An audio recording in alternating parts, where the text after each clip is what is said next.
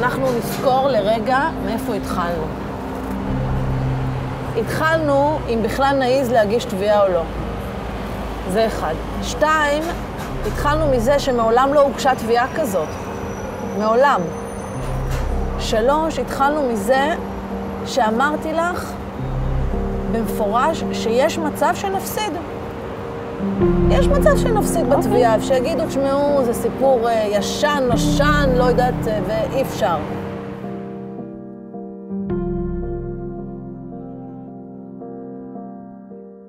אבא סיים לקלח את שושי. שושי נכנסת למיטה לישון. אבא אוהב את שושי נקייה. גם אבא נכנס למיטה. אבא שוכב על שושי. לילה טוב שושי. חלומות פז.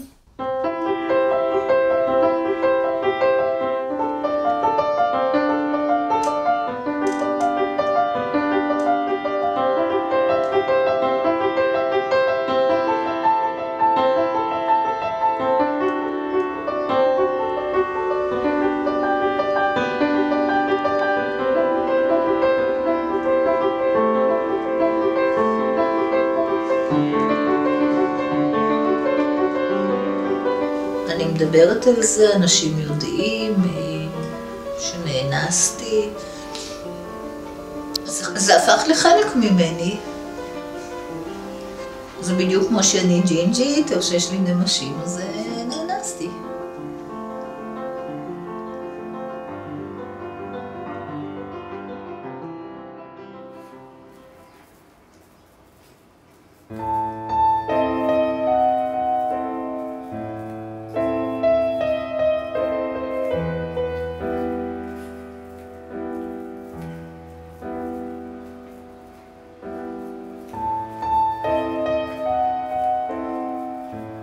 וואו, אימא'לה, רואים אחד, וואו, איך מרגש.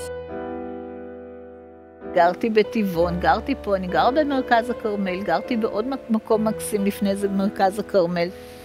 אני מראה את הבית, וזה בשבילי הבית. אז התגובה היא, יא, פה גרת? וואו, איזה מסכנה לא, זה הבית.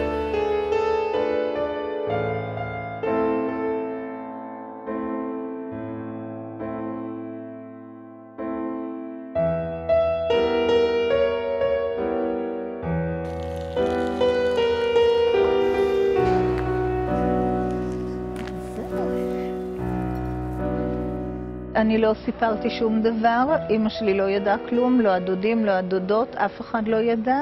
זה כאב, זה היה מגעיל. הוא היה אלים, כי זה לא רק האונס עצמו, זה המקלחת שהוא שרף אותי, מקלחת עדים שהוא הכניס אותי ושרף אותי. זה המכות תוך כדי שהוא היה מחטיף לי. אז קודם כל זה פשוט כואב וזה אלימות. איך קוראים לזה? אני לא חושבת שזה מה ששינה. אז זה בכלל, כי זה לא הדאיג אותי, זה לא ברמה של וואלה, מזה יכול לקרות כך וכך, זה פשוט הייתה אלימות. זה הלילה אלים, מטורף, פחדתי ממנו. הילד כשהוא נפגע תקיפה מינית, הפגיעה היא פי מיליון יותר חמורה. ובתוך הקבוצה של הילדים נפגעי התקיפה המינית, יש עוד תת קבוצה, שהיא הקבוצה הכי פגועה בחברה. וזאת הקבוצה של ילדים נפגעי תקיפה מינית בתוך התא המשפחתי. והגיע הזמן לבקש שיכירו בקבוצה הזאת. וזה מה שאני עושה. ומאז יש לי כבר כמעט למעלה מאיזה, כמעט 350 תיקים של נפגעות ונפגעים בנים, מתוכם 6 בנים גם. זה קשה, אף אחד לא מבין איך את יכולה להתעסק עם הנושא הזה. אבל לא רק שאני יכולה, אני טובה בזה.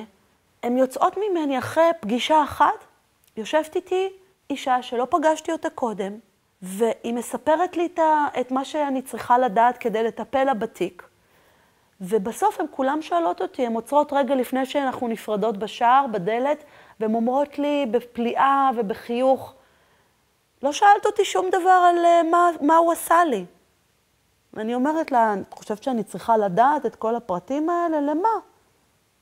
וזה עושה את ההבדל, כי בגלל שאני עצמי נפגעת, אז קודם כל ילדים שהם נפגעי תקיפה מינית וילדות נפגעות תקיפה מינית בתוך המשפחה, הם לא נפגעו פעם אחת, והם לא נפגעו פעמיים, ולא 5 פעמים. הם נפגעות יום-יום, לילה-לילה, במשך שנים. זה החיים שלהם.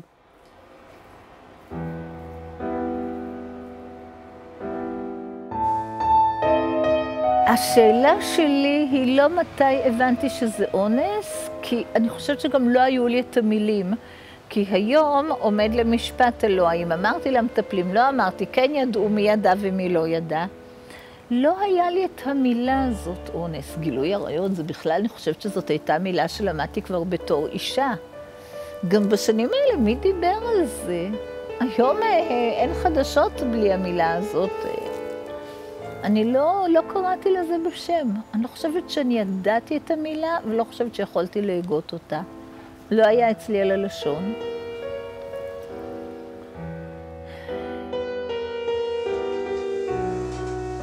יום אחד הגיעה אליי אישה מבוגרת עם המטפלת שלה, והיא סיפרה לי שהיא נפגעת גילוי עריות.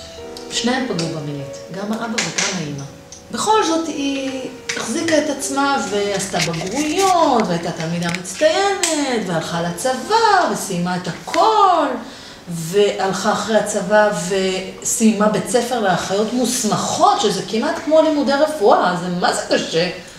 אז היא באה לכאן, והיא אמרה לי, תשמעי, אני רוצה לתבוע את המדינה על הטיפול הכושל. ואני ישבתי ככה, את יודעת, כאילו הייתי כולי עורכת דין ממש מתחילה, ואמרתי, בוא'נה, זה וואו, כאילו זה מהפכה, אין, כאילו אף אחד לא עשה אף פעם כזאת תביעה. אמרתי, אני הולכת על זה. אין מצב שאני אכשל. עצם הגשת התביעה והדיון בה בבית משפט של מדינת ישראל ובדלתיים, היא עמדה על זה שזה יהיה בדלתיים פתוחות, שזה לא יהיה סגור מהציבור. היא רוצה שכולם ידעו. והשופטת בדיון הראשון, אחרי שהיא קיבלה את התביעה וזה, אז איה, הצלמת של הסרט, פנתה לבית המשפט וביקשה אישור לצלם את הדיונים.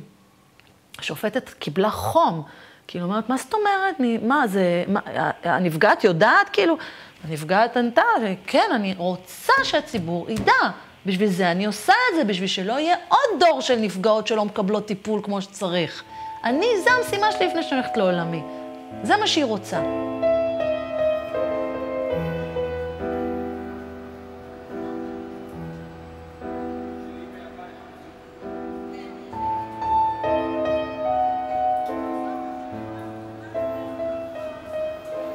אף אחד לא אומר לי ממה אני סובלת, זאת אומרת, אני מבינה שקצת דיכאון, קצת חרדות, גם לפי התרופות.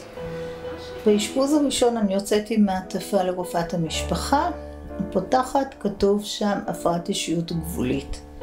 אין לי שמץ של מושג מה זה.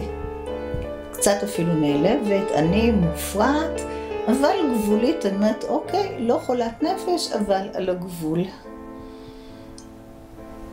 המצב מדרדר, אני מגיעה לרווחה, אני הפסקתי הרופאה הפסיקה לי באשפוז הראשון את העבודה כאחות, מגיעה למרכז שיקום לנפגעי נפש, זה אומר להדביק קרטונים, להכניס נרות זיכרון לפחיות, כאלה סוג של עבודות.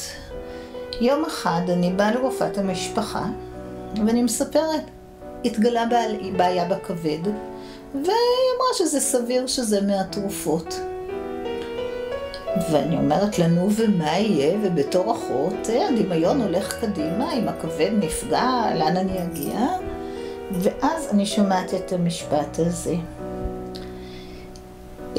יש לך 2 ברירות, או לתפקד במעט שאת מתפקדת עם כבד דפוק, או להיות עם כבד בריא במחלקה סגורה. אנחנו טוענות, טענה שנכון, אולי בדרך כלל היא לא נשמעת בבית משפט, אנחנו טוענות שאת אישה נורמלית. עכשיו, מה, כל אדם נורמלי צריך להביא חוות דעת מפסיכיאטר שהוא נורמלי? זה אני עוד לא שמעתי. אוקיי. זה מה שאני הולכת להגיד. אני עוד לא שמעתי, מאוד חזק. אני לא שמעתי שאדם שטוען אני נורמלי ושפוי, וכשיר לעבוד ולהמשיך, ובסך הכל אני הייתי צריכה טיפול פסיכולוגי כדי להתגבר על הטראומה, זה הכל. נכון. אני לא שמעתי שצריך להביא אישור פסיכיאטר שאתה לא חולה נפש. אז אני לא חושבת שהיינו צריכים להמציא חוות דעת פסיכיאטרית. מה שכן, אנחנו כן המצאנו פסק דין חלוט של בית משפט לענייני משפחה, שקובע חד משמעית שאת לא צריכה לא אפוטרופוס ושאת קשירה לחלוטין. נכון. שאין איתך שום בעיה. נכון. אז אם בית משפט קבע את זה, למה שאנחנו נסכים שפסיכיאטר מטעמם יבדוק אותך ויקבע שאת חולת נפש? איפה נשמע דבר כזה? לא, אני מסכימה איתך.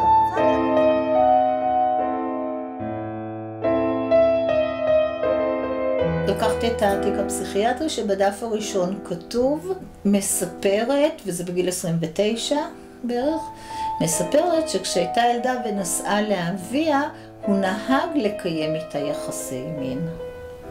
יש לי שאלה, האם מישהו יודע שקוראים לזה אונס או גילוי עריות? מה זה נהג לקיים איתה יחסי מין? עם ילדה בת 10, מה זה? כאילו מה, הלכנו לסרט, אחרי איזה מועדון, שתינו וירדנו לשירותים?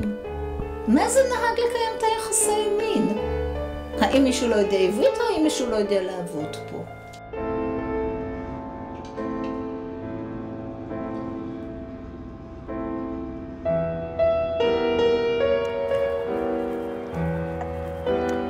עשיתי באיזשהו שלב טסט פסיכולוגי, עשיתי פעמיים, והפסיכולוגית כתבה, וזה פותח את הטסט, אישה צעירה, מכוערת ודוחה מאוד. תגיבי.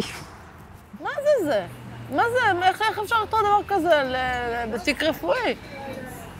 ועוד מעבירים את זה מאחד לשני, וזה כזה לשון הרע. אז קודם כל כבר הלשון הרע.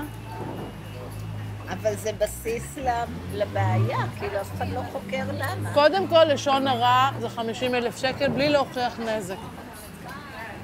שנית, נראה לי שהוכחנו את הנזק. שזה בעצם הלשון הרעה הזאת שהתגלגלה בתיק הרפואי מיד ליד ממטפל למטפל, יצרה אצל כל מטפל חדש איזושהי סטיגמה ראשונית שמנעה אפילו לבדוק מחדש מה קורה פה, מה העניין. ואז הוכחת נזק. מה הנזק? הנזק הוא שלא קיבלת טיפול שמתאים לפגיעה שלך. אז הנה, הגענו לזה מכיוון של לשון הרע. כתבנו ככה, שמגיע לך